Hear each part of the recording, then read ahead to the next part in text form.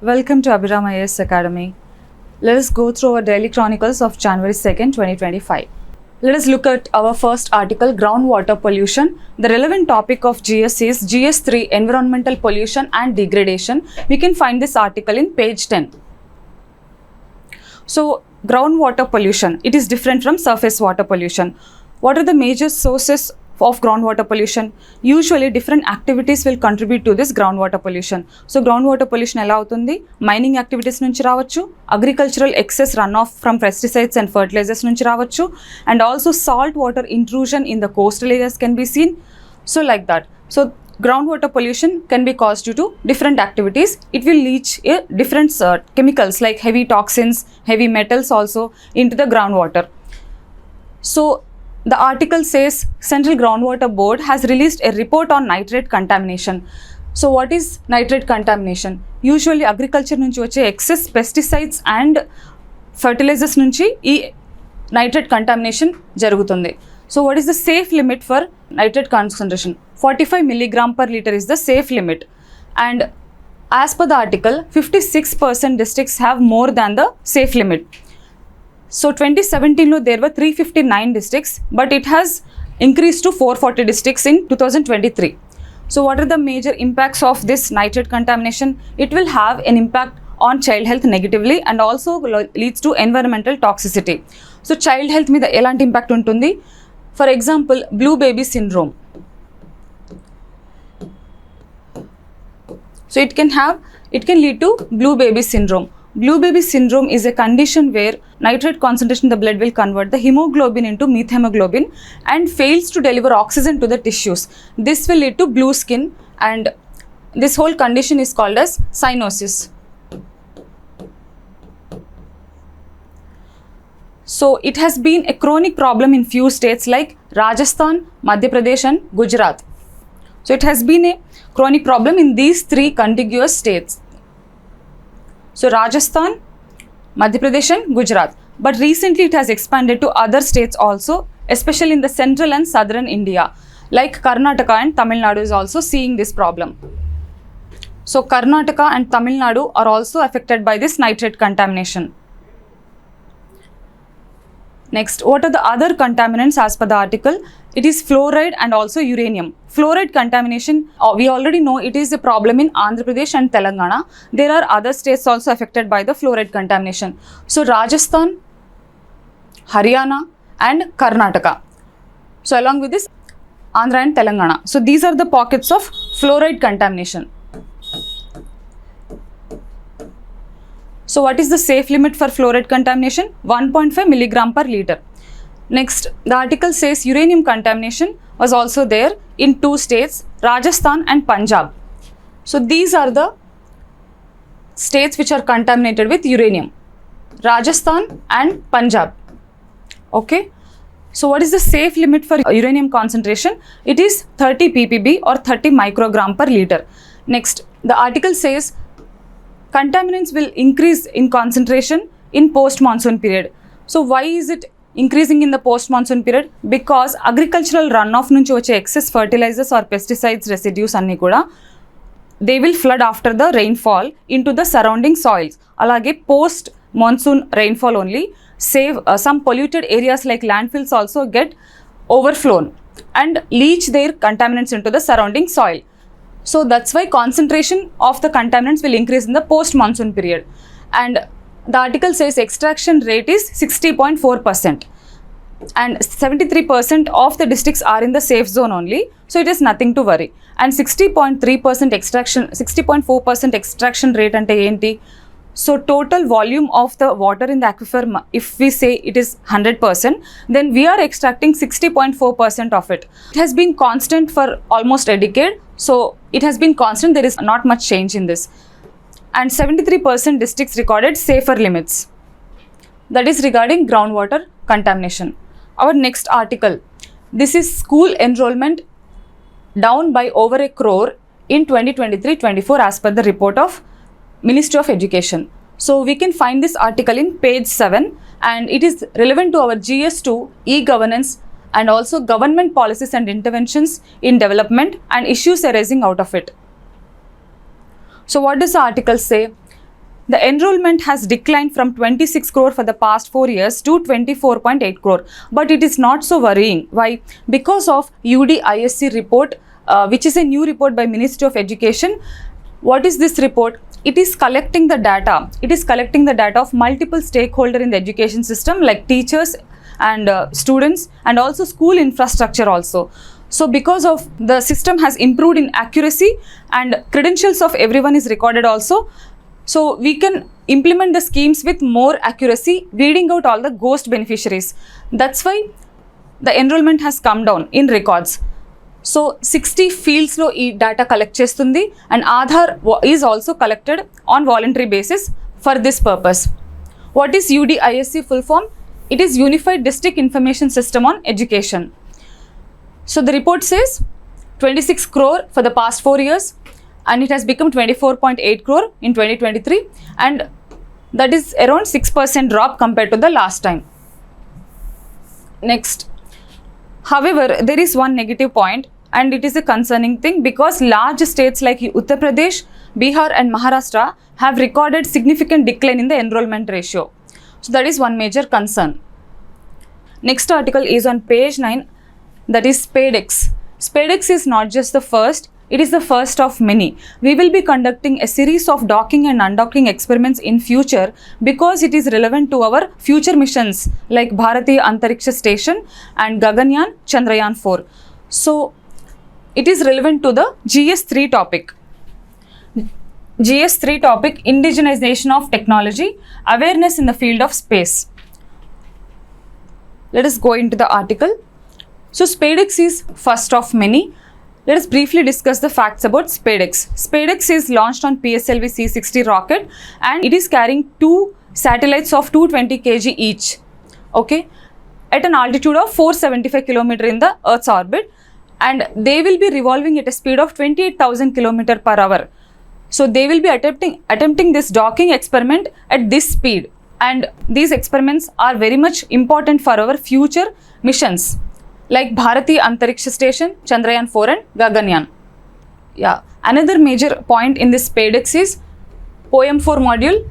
As we have seen yesterday, different stages will be there in the rocket, and last stage is usually space debris, but that is converted into something useful because of the POEM4, that is PSLV Orbital Experimental Module, where non-governmental entities have given their payloads for experimental purpose on this last stage. Our next article is Pakistan becomes a new non-permanent UNSC member, and the relevant GS topic is GS2, bilateral, regional and global groupings. We can find this article on page 12. So UNSC composition తీసుకుంటే there will be 15 members in this, and they will be elected by the UN General Assembly with 2/3 majority, and 15 members lo 5 will be permanent members. We all know who are the 5 permanent members. They are US, UK, Russia, China and France. And who are the 10 non-permanent members? They will be elected, and 5 of them, there will be 5 each. So 5 of them will be replacing the other 5 every year. Okay. So each, the non-permanent members will have a tenure of 2 years, and they will be elected by 2/3 majority. Next, what is the geographical distribution of the UNSC seats? There are Asia Pacific lo we have 2. Asia Pacific lo we have 2 seats. Africa lo there are 3 seats, and West Europe lo we have 2 seats, and East Europe lo 1 seat. Finally, Latin America and Caribbean ki kalipi 2 seats untai. Okay. Next article is 4 UN environmental summits fell short in 2024. What happened exactly? So this is relevant to the GS2 topic. Effect on the policies and politics of the developed and developing countries, and also GS3, conservation, environmental pollution and degradation topic. We can find this article on page 16.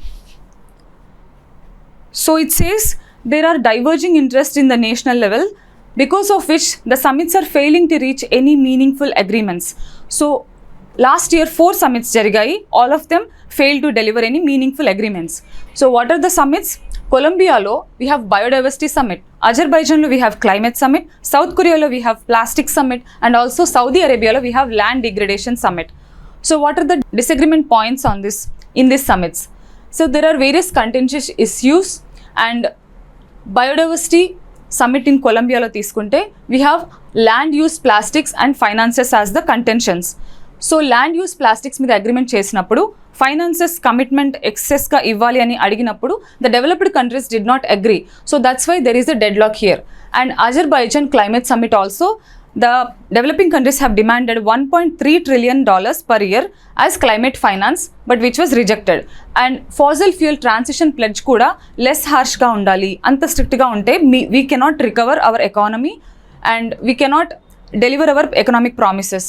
So and also another contention issue at the Azerbaijan is accountability mechanisms against high emissions. High emissions against ga we have to incorporate more stricter accountability mechanisms ane dani meeda kuda there was contention.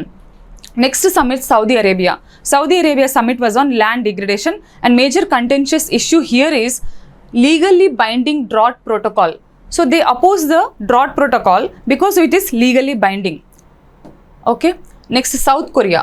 South Korea lo plastics మీద summit జరిగితే, but some nations are actually dependent on the plastics demand at a global level. Their exports are majorly plastic dependent.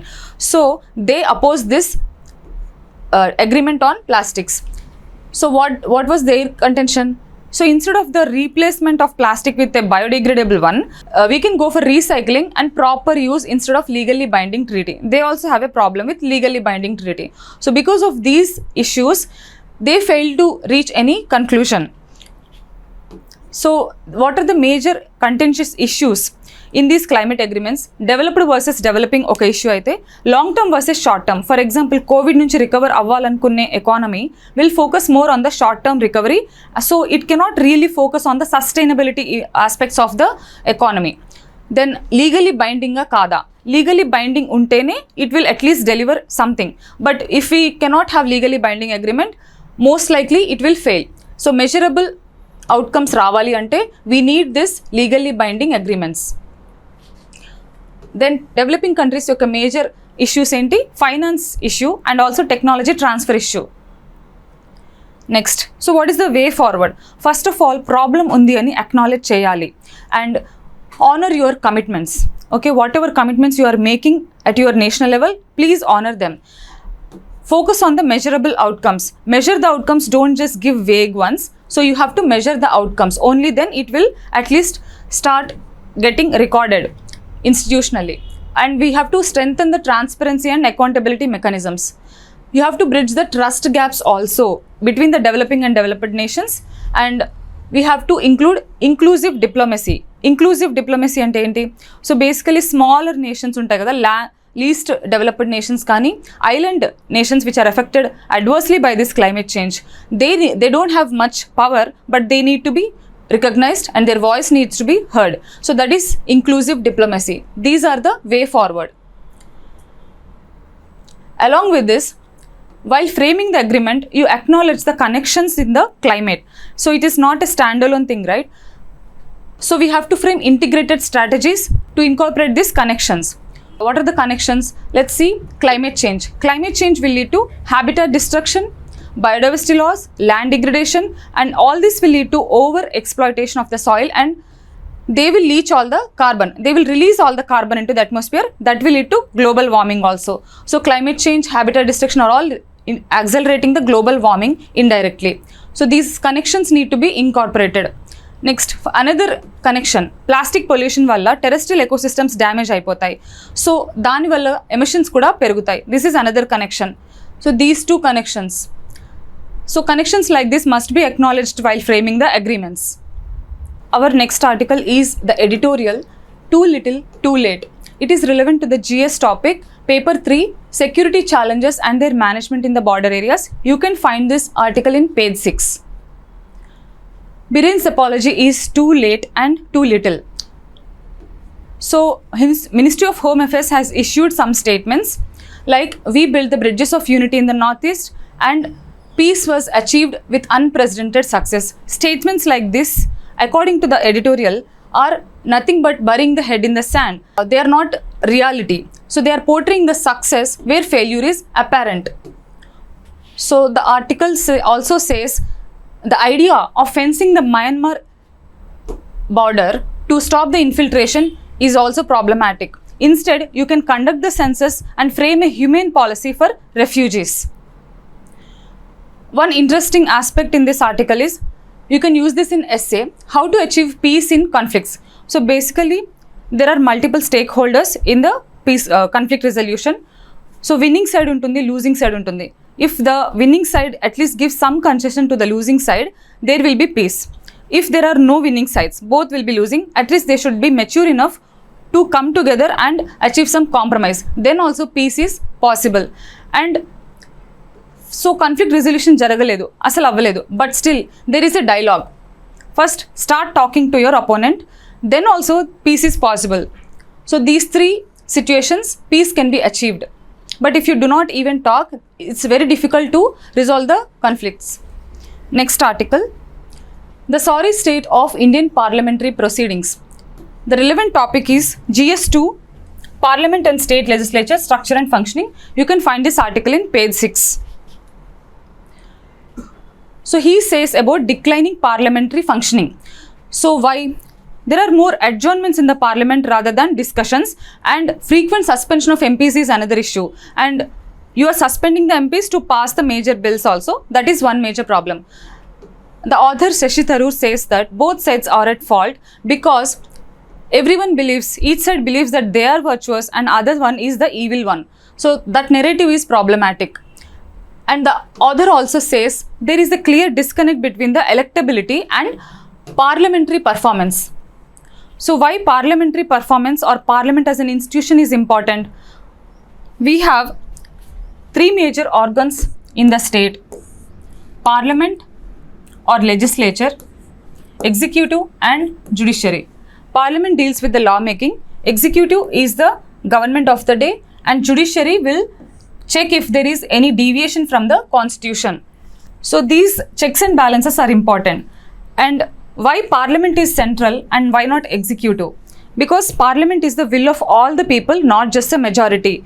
Executive is just the majority government which will represent the will of the major ruling party.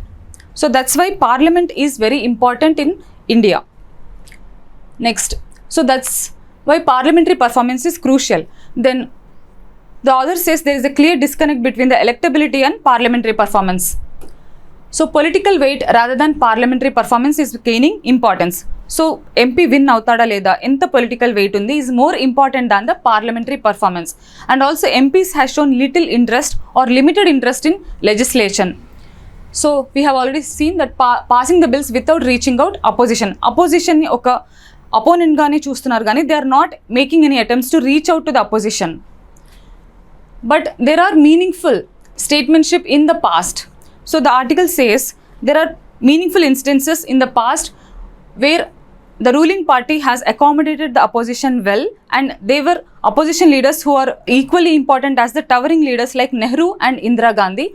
For example, Vajpayee case law, so Nehru has praised him as firebrand. Even Rajiv Gandhi has helped him in getting medical attention in US also. And PV Narasimha Rao అయితే UN delegation on Kashmir ki India nunchi Vajpayee పంపించాడు. That was the past. And even the speeches alone were enough to achieve the public adulation in the past. But now social media and virality is more important, has become more important. So that's why we cannot see such meaningful debates or speeches nowadays. So that's it for today. Hope you like it. Please subscribe to Abhiram IAS Academy.